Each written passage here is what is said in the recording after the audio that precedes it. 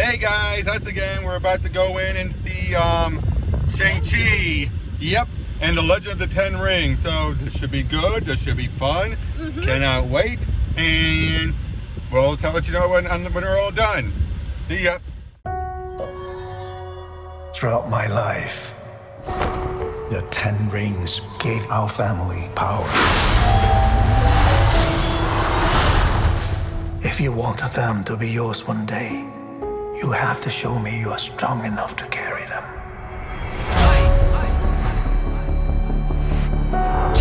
You are a product of all who came before you. The legacy of your family. You are your mother. And whether you like it or not, you are also your father.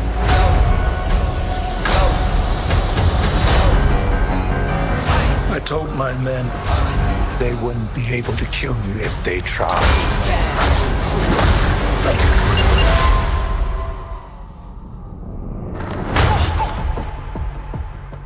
Glad I was right.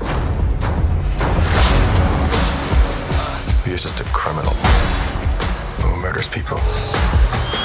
Be careful how you speak to me, boy.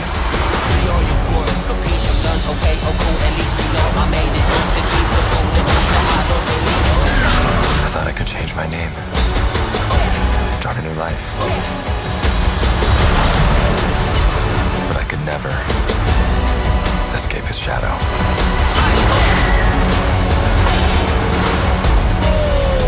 My son, you can't run from your past.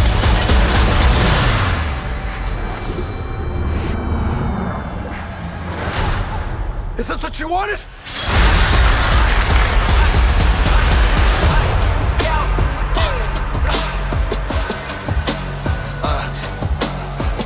You got this. Thank you. Hey guys, we got out of it, and one of the upper tier ones, wouldn't you say? Definitely one of the upper tier. It feels good. 8.5. Not perfect. Definitely not perfect. Wouldn't you agree? But it definitely feels like good to be back in the cinema for another good Marvel movie. Exactly. I would say a good 80% of it was awesome. Yeah. Definitely more than 3/4 of it. In fact, everything up to the second half of the climax was good. Yeah. All the characters were good. Even Shang-Chi himself, while a bit vanilla, was not totally bland vanilla. Like, You kind of felt like he was sort of the base that all of the other characters were. Exactly. And yes, there were a lot of strong women in here, but they weren't like, I am woman, hear me roar. Well, probably our favorite standout of the cast was Katie, who is friend, and that's all she is. She's just like, they just kind of feel brilliant like but lazy. She's a brilliant but lazy person who has no ambition, kind of like a modern millennial. Yeah, it's just like she just goes from one thing to the next, and then she gets pulled into all of this. I don't know. She doesn't just get pulled. She walks into it. Oh, that's fair. Remember, she demanded to come with him. Oh yeah, sorry. Yep, yeah. Basically, the bus fight opens. Basically, she's known him for, as she puts it, half his life. So as far as she's known, he's shown no signs of it and everything. And then bam, on the bus, it's like she's like, does he look like he knows how to fight? Boom, whips out all of his moves, and she's like, what the heck, dude? I know, and it leads to this big fight on one of those conjoined buses, which that was a great fight. Oh yeah, that was definitely a great. And then I love it when he's like, it's like, I can't explain. Like, you just pulled up a bunch of news. The guy was a freaking machete for him. I think I deserve a right to know. Yep.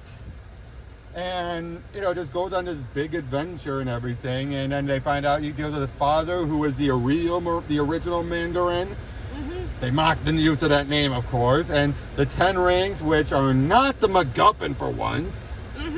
Which, that surprised me. I kept thinking they were going to be the MacGuffin. Like, nope, his father has them right off the bat, and they are important, yes, but they're not the key, like the key to everything.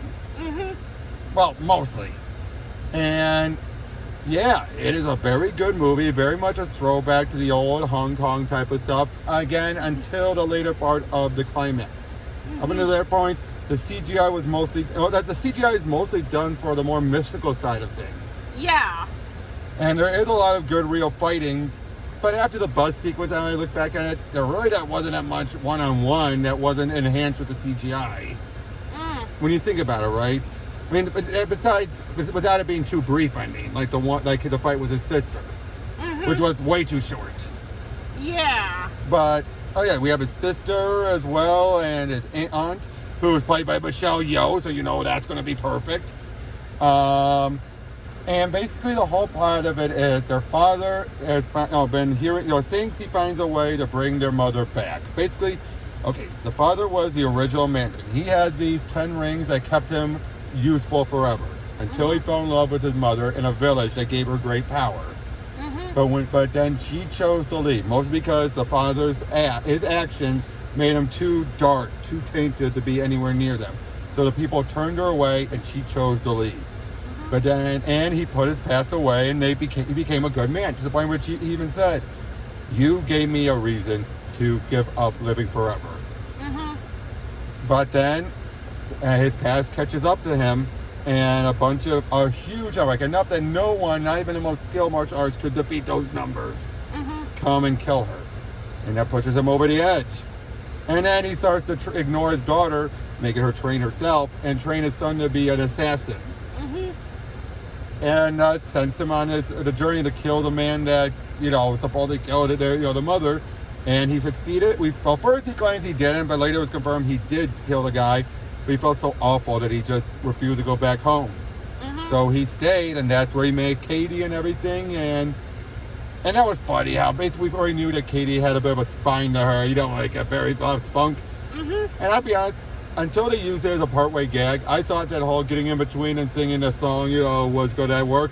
She tried it didn't work. But yeah, and there's a couple of flaws. One would be there's more lore building and everything. And Shang Chi, unlike Captain Marvel, he is not perfect out of the box. Would you agree with that? Yeah, it's just like he knows how to fight, but it's clear that he's got some issues to work through. Exactly. And yeah, and his sister, very skilled, but it's not like she kicked his butt, but that was more because he was thrown off. It wasn't a fact where it's like, oh yeah, girl beats it. It's like, no, it's because he had no idea it was going to be her, and he wasn't even looking to beat her up. She was. Yeah, it's just like, I mean, I'd be thrown off guard in a situation like that. Exactly, anyone would. And again, Katie, great character. And the father, like I said, the father wants to get the mother's soul back. He thinks she is behind this ancient doorway to her people's village. When in actuality, no, it's for this creature that steals souls, the dweller of the deep, or the depths. The dweller in the darkness. Sorry. Well, it was some kind of vague creature, whatever have you. A very Cthulian creature.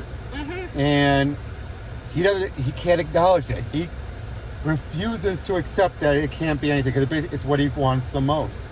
Which makes him a good guy, but unfortunately that's the other problem. It's supposed to be the Mandarin, and I get they want to make him not such a stereotype, but in doing so, they made him a bit too sympathetic. That type of sympathy where you're like, oh, Yeah, it's just like cool motive, still murder.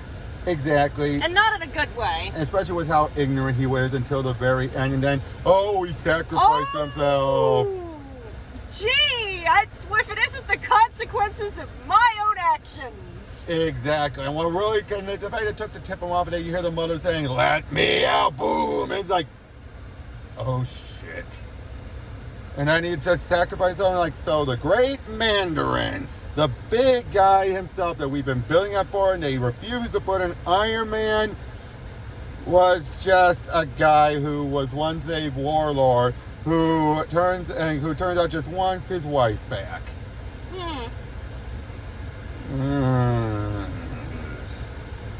Oh, and we do get resolution on the Trevor guy from the original Mandarin. He was great. Oh yeah, he was probably. And we find out how much of a real cuckoo he is. That he actually thought that the Planet of the Apes were really trained apes. So you thought that the apes were trained to raid horses. I don't know how they accomplished it. And I love the little creature as Morris. Oh yeah. definitely one of those things that helped brighten up the movie. And Katie, of course, as well. They all did. And Katie said it best about the father.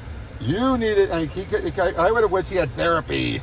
Mm-hmm. I mean, and I think that would be the flaw. It's a very good movie. Don't get it twisted here. And it was very good. But the flaws are embedded in the whole thing as well. Would you agree? It's not just a thing or here or there that you can just kind of overlook. It's just like, it's kind of more in the general They were kind of structure. caught between a rock and a hard place. They wanted to expand the Asian side of things. And I think they succeeded there. Oh yeah, I really loved both how the constant contrast between modern and traditional during this whole thing. Especially with Katie.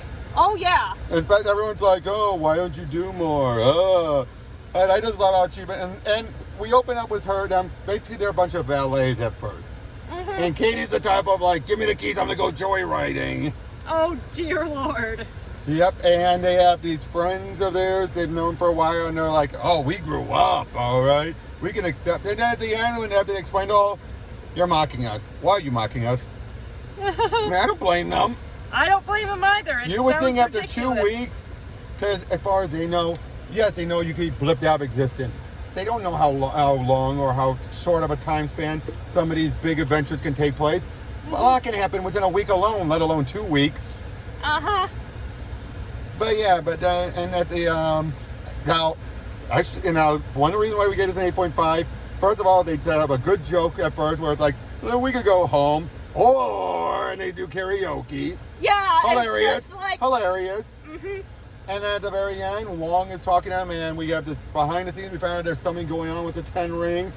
You have Captain Marvel there, and good God, Brie felt like she was actually putting in a performance. Oh yeah. A bit quirky and a bit, it's like, look, I gotta go, all right? Bruce has my number, okay, so talk to you later. Actually, I don't have her number. She does this a lot.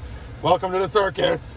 Yeah. So within a few short seconds, they fixed her. She was smiling, and I know people like to say, oh, never tell a woman to smile more. I get that, but felt like someone told her to smile more, and it worked. Mm-hmm. I actually felt so relatable to her, you know what I mean? And now I know how, like, oh, Marvel's funny way. No, it just felt like she was being personable. Not just like, I'm a big stowy bitch. Mm-hmm. Which was bad. That's what she was throughout most of it. It's like, and especially when it's like, she's so cold-hearted. Even at Tony's funeral during Endgame, where she's just like, it's like, bitch, please, at least emote a little bit. Mm-hmm. I know you didn't know much about Tony, but at least emote a little. Mm-hmm. But, and then what happens when it's like, go home and rest? Man, rest sounds good. And they are back doing karaoke. Oh yeah, that was just... With Wong.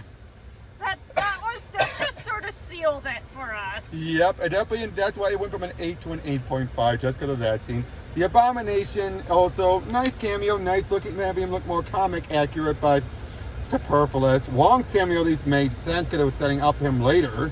Mm-hmm. And, just, again, there's things to like about the movie, but it's not, but the issues are just so hard to explain. Mm-hmm. It's not like, it's like, should they have made the movie?